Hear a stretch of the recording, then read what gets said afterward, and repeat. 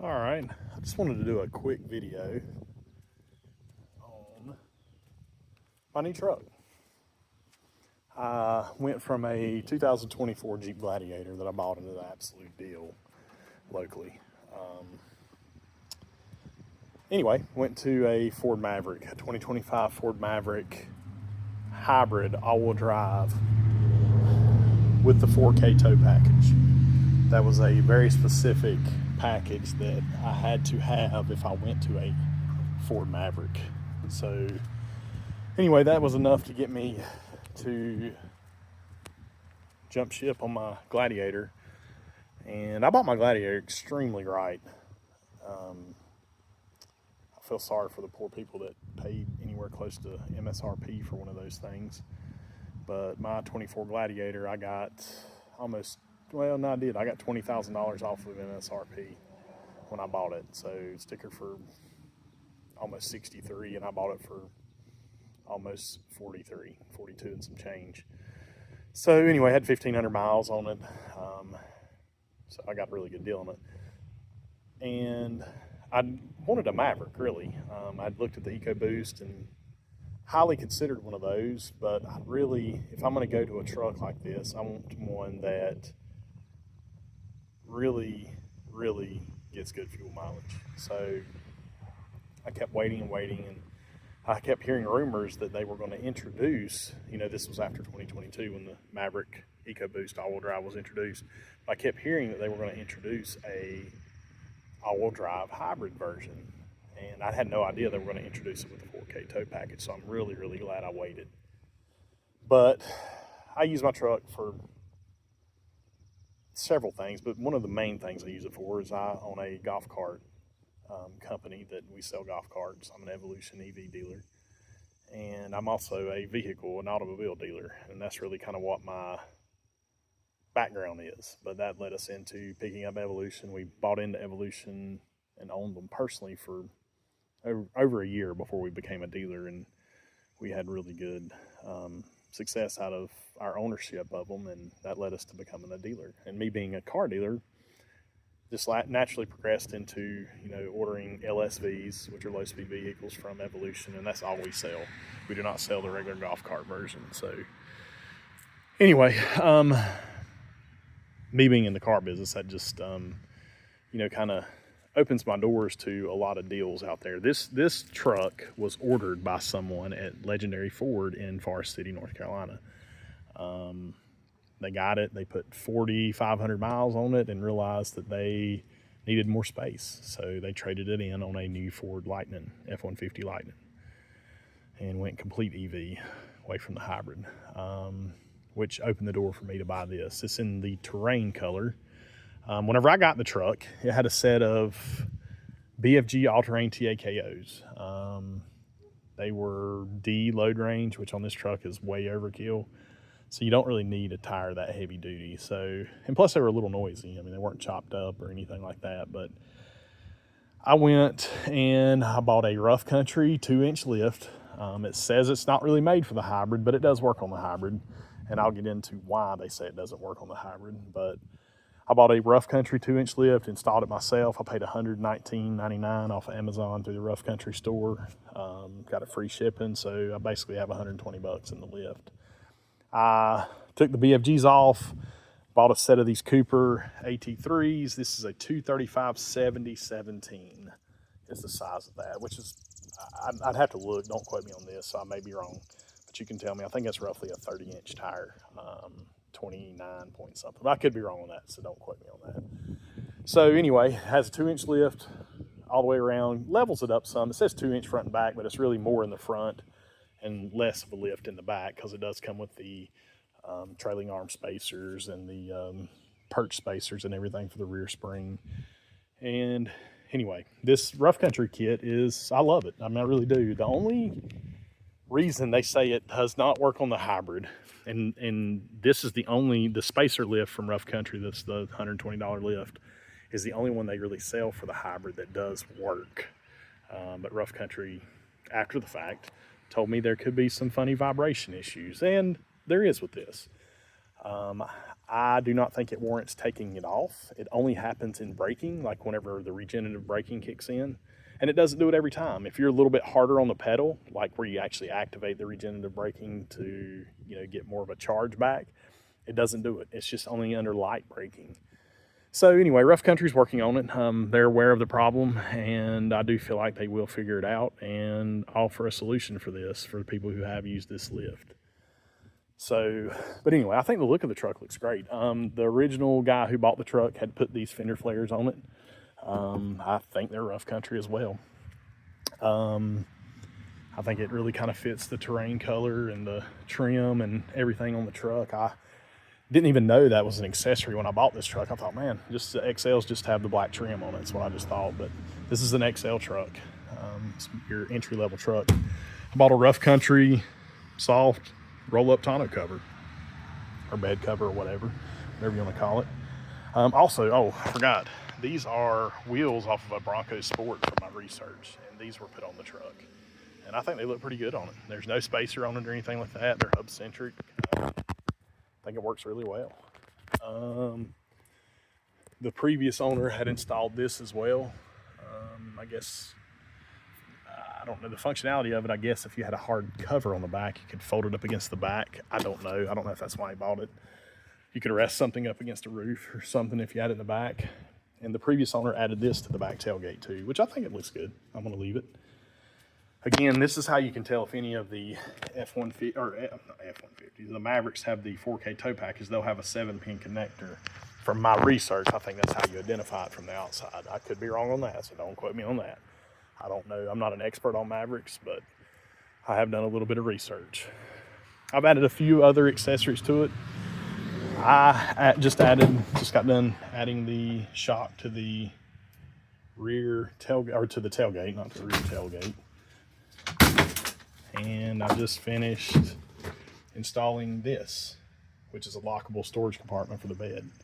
I think I'm going to get another one actually for this side and put another one in, because it is good to have storage. Extra storage in this truck, because it is a smaller truck, is beneficial.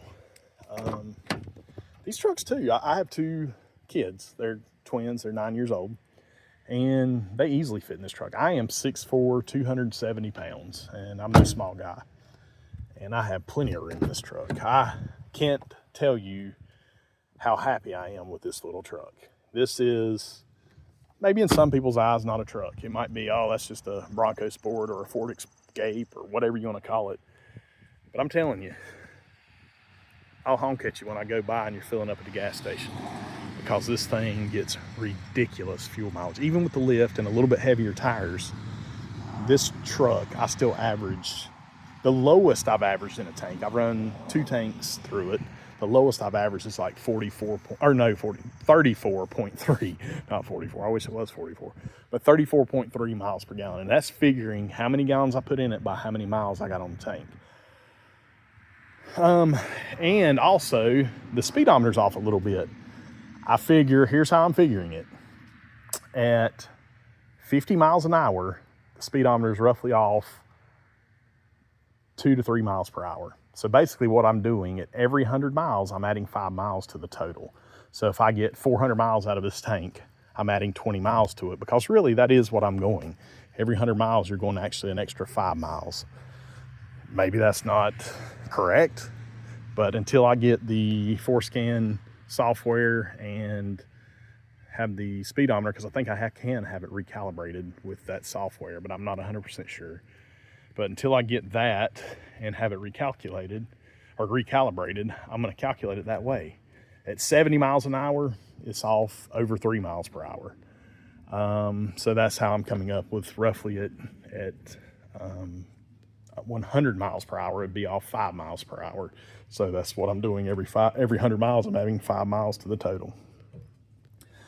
So anyway, it does not come with the bed lighting or anything. Like I say, this is an XL truck, and I'm fine with that. It's got everything I need. My Gladiator was a Rubicon. So this is, a far cry from the capabilities. Hold on one second. I'm going to pause the video and I'll unpause it, but I'm going to latch my bed cover back down. Hold on one second. Okay, back. But the Gladiator I had was a Rubicon, and it had the lockers and all the extra stuff that, I mean, it's nice to have, but I mean, chances of me using that stuff are slim to none. I'm a little bit of a, I know you can't tell it, I have all the bugs on the front, but I keep my vehicles clean. I run them through a really soft bristle car wash, and I do it several times a month. I mean, several times a week. And this is dirty for me. This is got a little bit of dirt right there and stuff, but I hadn't run it through there in a few days. But I use my truck. I mean, I've had it coming up, bought it on the 22nd of May, and this is June 8th, I think it is. So I've had it for, I don't know, 2.5 weeks. So anyway, just wanted to kind of show you some of the accessories that I had. I have bought as well the storage. Let me get the key out of this thing. The pocket door storage that goes in the doors. I bought the liners that go in the bottom there. My floor liners are on their way in. These have carpeting floor mats, but I just threw these rubber mats over it until my floor liners. They should be here Monday. I mean, the XL, like I say, is not the top of the line by any means, but you get a lot of nice features. You get auto headlights. You get because it has the 4K towing, you get the trailer brake controller. These come with the Tow Pilot, or whatever it's called, 360, whatever it's called, Ford Pilot 360. I don't know. I'm saying that wrong, I'm sure. But anyway, it comes with that. So it's got blind spot monitoring.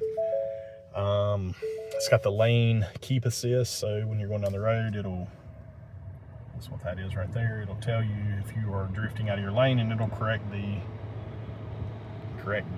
steering.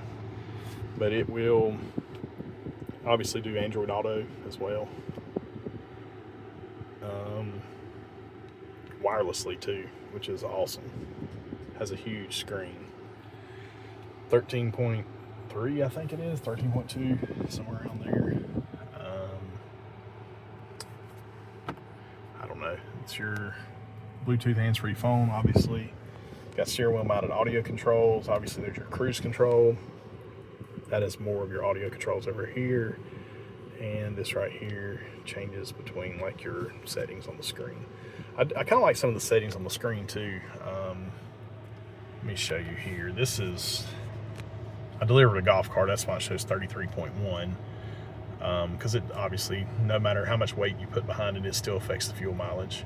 Oh, and it has auto bright lights too, which is really good. Ford really has that down pat, because I have had several vehicles with auto bright lights, and they're really not the greatest system, but this is by far the best auto dim, I guess if that's what you want to call it, for the bright lights in any car I've ever had.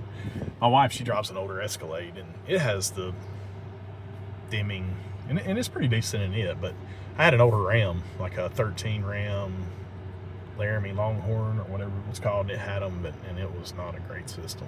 And I love Ram trucks. That's actually probably my favorite brand of truck. Had more of them than anything, and I think they're just super comfortable, and I've had really good reliability out of them. But anyway, also added this drop-in accessory. It goes right there. What else did I add here? Obviously the pocket over there, and the floor liner, or pocket liner, I guess you'd say, for the door. It's added there. All your interior lights are LED as well, which is nice, which is funny. Oh, you got automatic park brake, which is nice as well.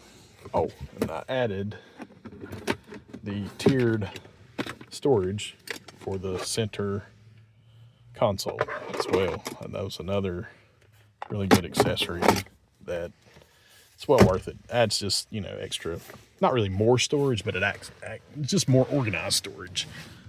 Let's go to the back seat. And I'm not spending a ton of money on these little accessories. I mean, $30 here, $20 here, $10 here. More pockets for the rear for my kids. They also have the door liners in the pockets. That right there is the cool little feature there, because my truck is an XL. Let's back out here. It does not have the fold down armrest, so therefore there are no cup holders other than the bottle holders in the door, which that's not good for drinks, you get from a restaurant or whatever. So anyway, for my kids, there's a trash can right there inside there, and there's cup holders, so they really love that. This truck too has really good storage under the seat. Now this is obviously a hybrid, so your 12-volt battery for starting the truck is right there underneath that panel. You can see that. But anyway, you have really good storage here. I'm actually going to figure out a way to take my hitch that I use and my straps, and I'm going to store them in the bed in those pockets. I just got to figure out how to do it. I also put liners underneath here in these pockets, you know, underneath where my hitch and everything is. It's got rubber liners there too to keep it from, you know, scratching it up. Added that as well. And everything in the door here, the pocket and the liner, is also in the passenger side over there as well. Trying to think of anything else that I've done to it. Just like I say, little stuff. I mean, nothing that's been crazy expensive. I guess the most expensive option that I added to it was the bed cover. I think I paid $220 for it.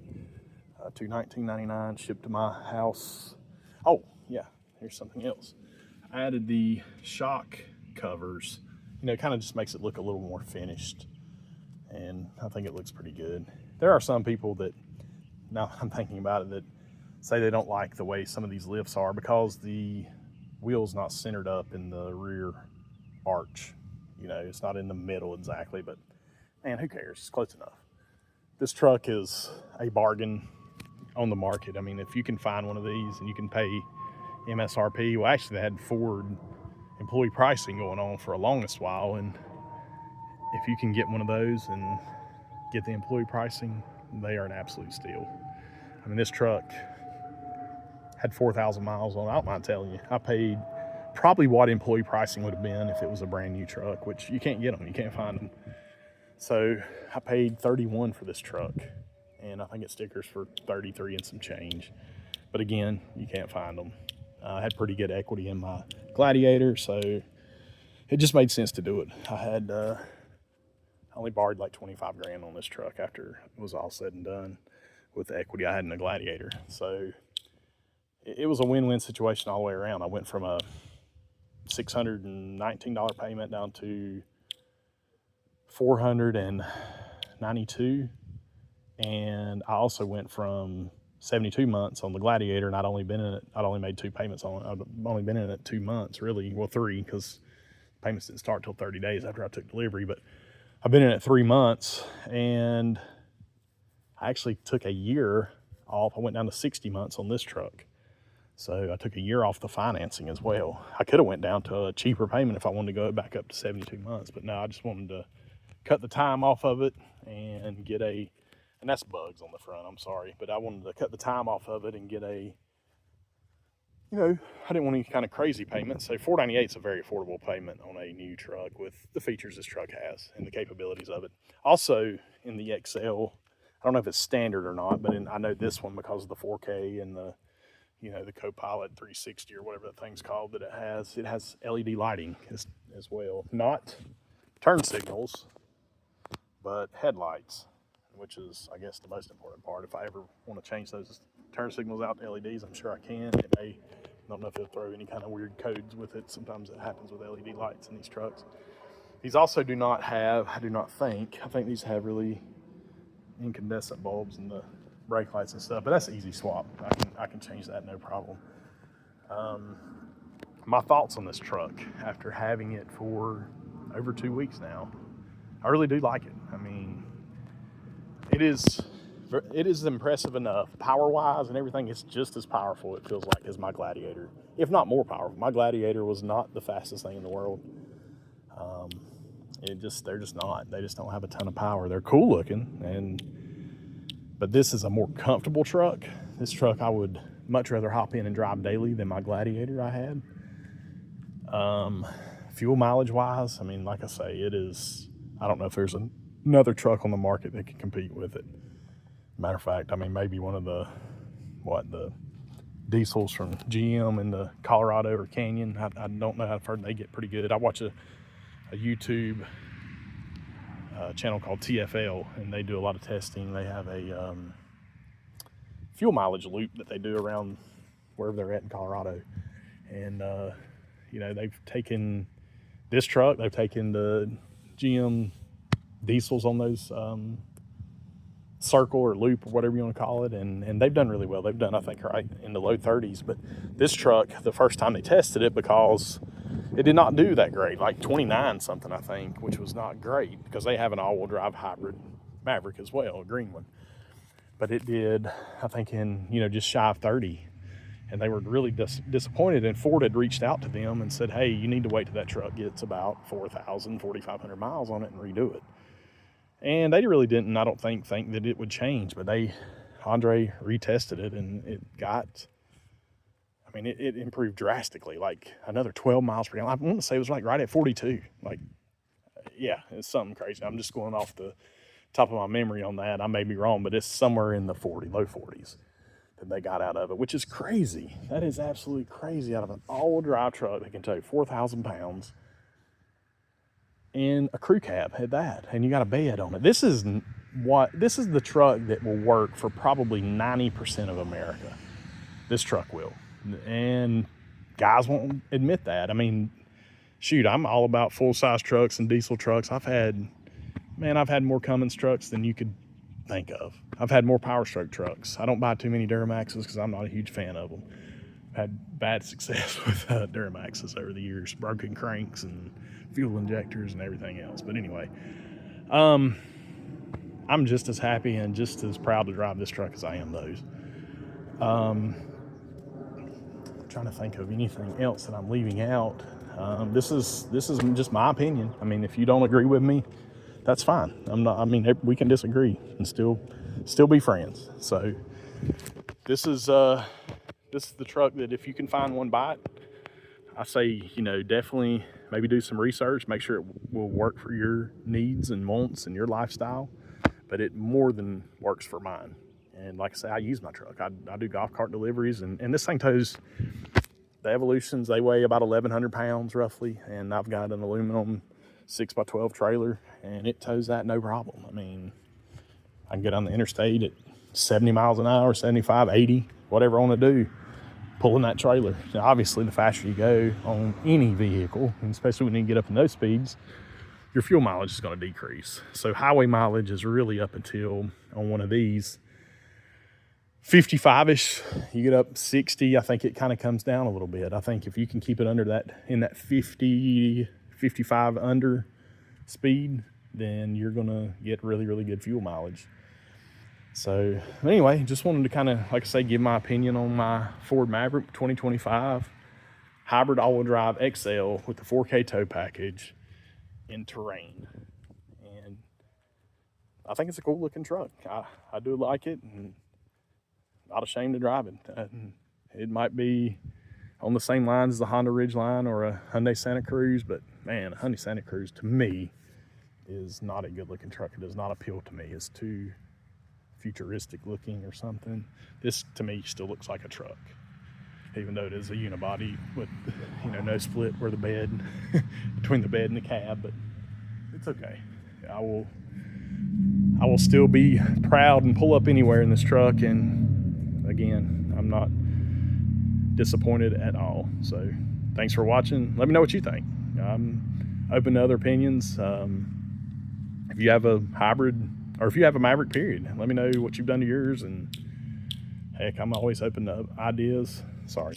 Oh, you do not get a proximity key with the XL. That is one thing. If there was one thing I could go back and change, it would be adding the proximity key with the push button start. But there again, minor things, just getting used to that's not going to be a big deal. That's all I got to worry about. I'm good to go. But thanks for watching.